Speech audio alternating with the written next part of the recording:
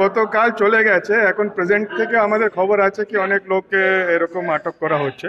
তো এটা অনেক চিন্তার বিষয়।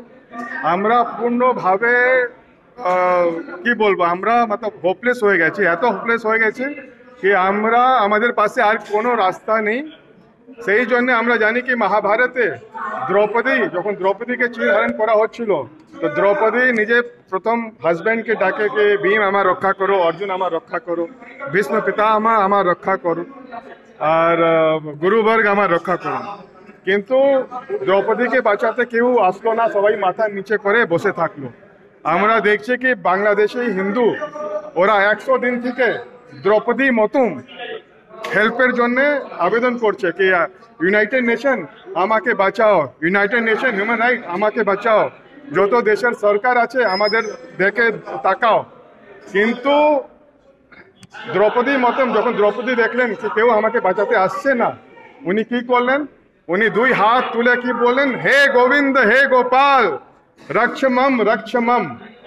তো অ্যাকচুয়ালি আমরাও এত যে ঘটনা হচ্ছে, আমরাও এত হোপলেস হয়ে গেছি কি কেউ বাংলাদেশি হিন্দু দিকে তাকাচ্ছে না, ওরাও হেল্প করতে সক্ষম নেই।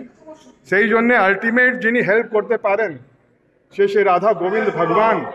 আজকে 1 ডিসেম্বর পুরো বিশ্বতে, টোকিও থেকে নিয়ে লস অ্যাঞ্জেলেস, তারপরে আইসল্যান্ড থেকে নিউজিল্যান্ড, পুরো ওয়ার্ল্ডে 150 দেশে আমাদের যত মন্দির আছে, 850 থেকে বেশি মন্দির আছে, আর হাজার হাজার যে ছোট সেন্টার আছে, ওখানে আমাদের কোটি কোটি ভক্তরা সেই দ্রৌপদী মুডে আমরাও আজকে ভগবানকে আহ্বান করব যে হে ভগবান, বাংলাদেশে যে হিন্দুরা আছে, মাইনরিটিস আছেন, ওদেরকে রক্ষা করুন।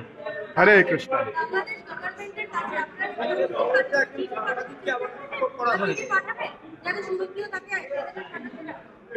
অ্যাকচুয়ালি আমরা এত ডেসপারেট হয়ে গেছি যে সিচুয়েশন দেখে কি আমরা ভগবানের কোনো রাস্তা শেষ নেই, সেই জন্য ভগবানের দ্বারে আমরা নিজে ভগবানকে আহ্বান করছি। যেটা বাংলাদেশে হচ্ছে এটা খুব দুঃখনীয়, আর আমরা আশা করি কি প্রার্থনা মাধ্যমে বাংলাদেশে শান্তি ফিরে আসুক।